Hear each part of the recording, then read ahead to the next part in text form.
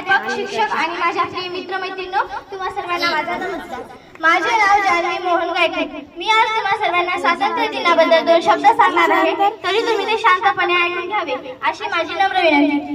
आज 15 ऑगस्ट आपल्या भारताचा स्वातंत्र्य दिन. 1947 साली अनेक स्वातंत्र्य सैनिकांच्या बलिदानामुळे आपल्याला स्वातंत्र्य मिळाले.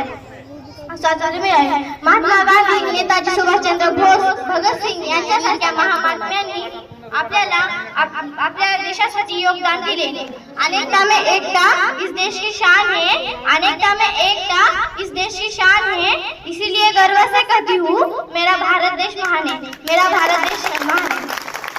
आज आपण स्वातंत्र्याचा श्वास घेत आहोत, कारण त्यांच्या संघर्षाने आपल्याला ही अमूल्य भेट दिली आहे. जिसने लिखी है आजादी की कथा, जिसने लिखी है आजादी की कथा, उसके ही चरणों पर हम रखते हैं हमारा माता, उसके ही चरणों पर हम रखते हैं हमारा माता.